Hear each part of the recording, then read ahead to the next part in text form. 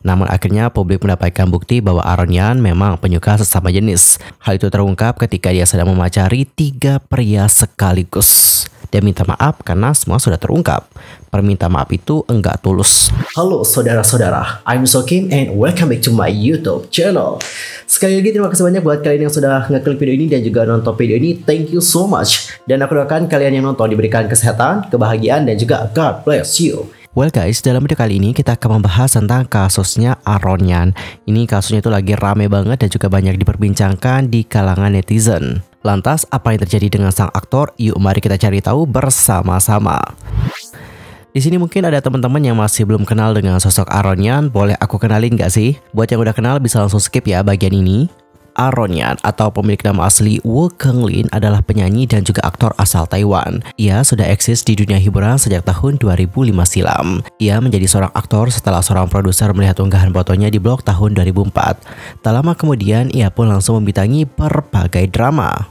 Sukses menjadi seorang aktor, Aaron merambah dunia musik dan juga bergabung dalam grup yang namanya itu adalah Parenthood. Parenthood sendiri adalah grup yang beranggotakan 4 orang aktor, yang mana mereka juga sama-sama bermain dalam drama Kowan. Untuk Parenthood, ini adalah boyband yang cukup dikenal loh sampai ke negara-negara di Asia Tenggara. Ada yang kenal gak sih dengan grup yang satu ini? Say hi dulu dong. Namun untuk para personelnya itu memilih untuk bersolo karir pada akhirnya. Aaron Yan sendiri diketahui memang menutup rapat-rapat nih soal kehidupan pribadinya.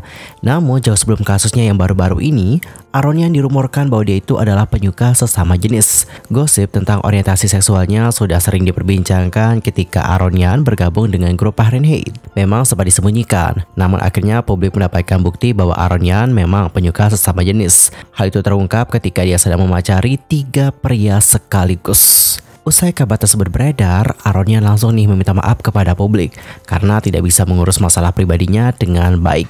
Dan kini Aaron Yan dituding melakukan pelecehan dan juga pemerkosaan terhadap Yauli aka Raku di saat keduanya itu masih menjalin hubungan asmara. Dalam konferensi persnya, Raku mengungkapkan seluruh hal yang menimpanya, termasuk bagaimana pemerkosaan yang dilakukan oleh Aaron di saat dia itu masih di bawah umur. Dalam sebuah postingan di Instagram pada hari Selasa tanggal 20 Juni, Yauli mengatakan dia baru berusia 16 tahun saat itu dan juga menuduh bahwa dia difilmkan di luar keinginannya. Ia juga mengklaim dia itu diancam sehingga itu juga mengganggu bagaimana studinya. Hal tersebut ia ceritakan dalam unggahan di media sosial pada hari Selasa tanggal 20 Juni.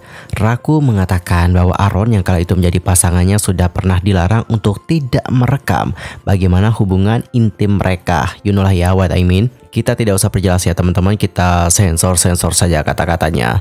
Adapun untuk Raku lebih lanjut menuliskan, pada suatu waktu saya kan baru berusia 16 tahun dan juga tinggal di Taipei sendiri untuk belajar. Kamu itu adalah Prince Charmingku.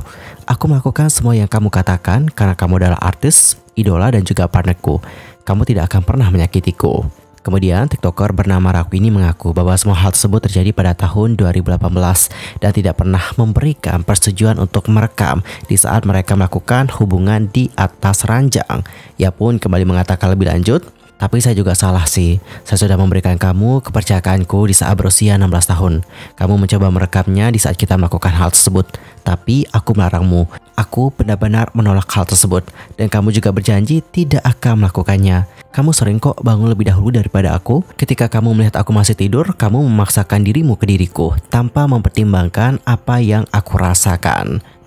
Namun sayang, penolakan oleh Raku malah diabaikan oleh Aaron. Sang aktor merekam bagaimana hubungan tersebut tanpa persetujuan Raku. Bahkan video yang sudah direkam ini bocor dan itu juga mengganggu bagaimana kehidupan dari si Raku atau Yauli. Dan mari kita baca seperti apa cerita dari Yauli lagi. Waktu itu aku mengira bahwa ini adalah hal yang kerap dilalui setiap pasangan dan kamu mengajariku. Hal terseram adalah kamu diam-diam merekam dengan telepon genggammu ketika aku tidak memperhatikan itu. Dan kemudian videonya bocor hingga merusak seluruh kehidupanku. Tepat sebelum festival pertengahan musim gugur tahun 2018, aku akan selalu ingat kok bagaimana mendapatkan pesan pribadi saat aku bekerja di Beijing. Video itu beredar, aku sangat marah, sangat tidak berdaya. Tapi kamu hanya meremehkannya dan mengatakan kamu tidak tahu bagaimana itu bisa bocor. Yaoli kemudian mengaku bahwa menghadapi kebocoran tentang video tersebut sendirian di saat dia itu masih menjadi siswa sekolah menengah. Ia pun mengaku mendapatkan pesan kebencian dan melihat begitu banyak orang yang malah meminta video tersebut. Situasi itu membuatnya takut untuk keluar rumah, bahkan dipaksa untuk keluar dari sekolah.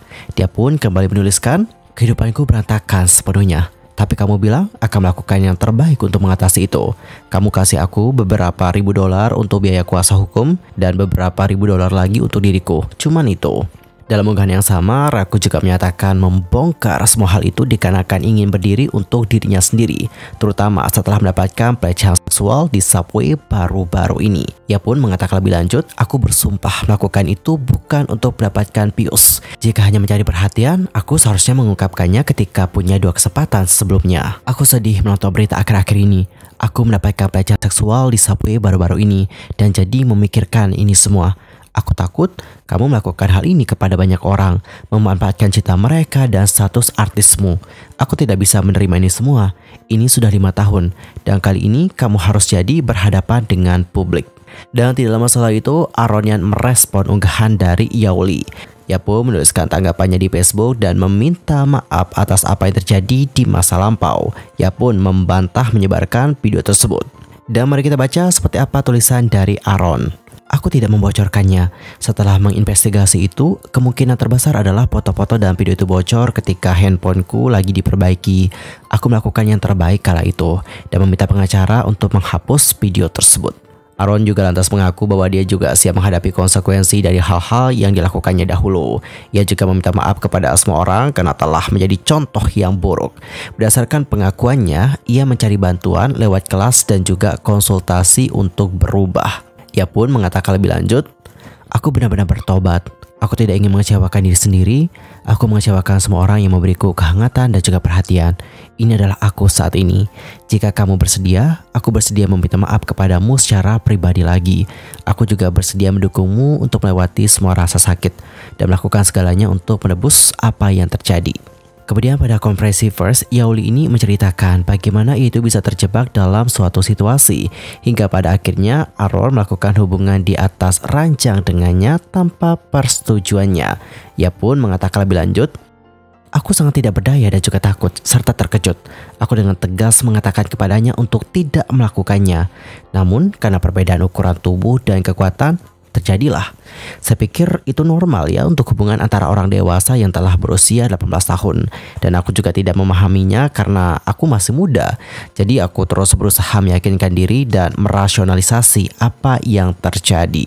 Terkait rekaman di saat berhubungan, saya ingat pertama kali terjadi di rumahnya, di tempat tidurnya. Lampu mati. Saya ingat dia mengeluarkan ponselnya untuk merekam dan saya dengan tegas mengatakan kepadanya untuk tidak melakukan itu. Dia hanya meletakkan teleponnya setelah semuanya terjadi. Dia juga mengakui sempat melingkarkan jari kelingking sebagai tanda janji di antara mereka tentang soal video tersebut.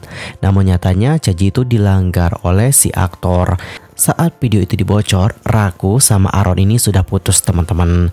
Namun ia mengklaim nih bahwa ia hanya melakukan itu dengan si aktor, sehingga ia mengiriminya pesan untuk menanyakan apakah ia telah merekam video itu secara diam-diam, dan ia juga mempertanyakan bagaimana video itu bisa tersebar.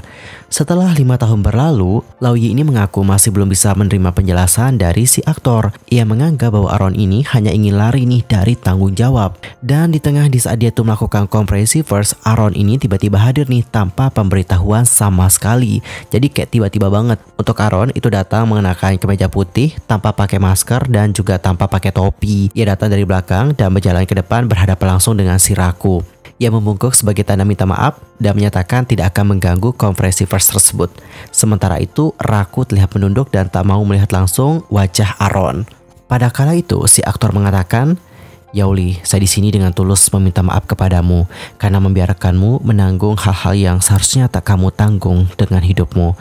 Aku benar-benar minta maaf. Maaf, ini konferensi persmu. Kamu mungkin memiliki banyak hal yang ingin disampaikan. Aku menyerahkannya padamu. Jika ada masalah di masa mendatang, aku akan merespon. Jika ingin berkomunikasi denganku, itu juga nggak apa-apa." Kemudian dalam konferensi pers itu juga, Yaoli mengatakan bahwa permintaan maaf dari Aaron sudah terlambat dan juga tidak tulus. Ia pun menduga bahwa Aaron datang langsung ke tempat konferensi pers setelah pesan dan panggilannya diabaikan.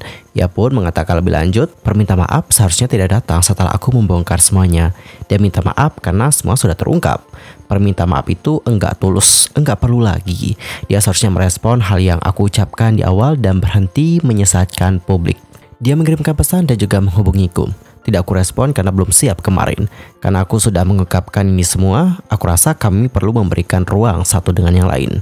Aku menunggu responnya kemarin tapi malah memberikan respon seperti ini. Aku ingin berdiri untuk diriku sendiri, sehingga dia bisa menghadapinya dengan adil. Dan kepada pewarta di luar ruang konferensi pers Yaoli, Aronian mengatakan bahwa semua yang dilakukan bersama dengan mantan pasangannya itu adalah konsensual. Ia pun mengatakan lebih lanjut, saya tidak melakukan hal-hal di luar persetujuannya. Itu betul, kami dulu pacaran. Tidak, itu tidak diambil diam-diam. Ia pun menyatakan bahwa Yaoli tahu bahwa hubungan tersebut direkam, sehingga Aronian membantah tuduhan merekam video itu tanpa sepengetahuannya si Yaoli.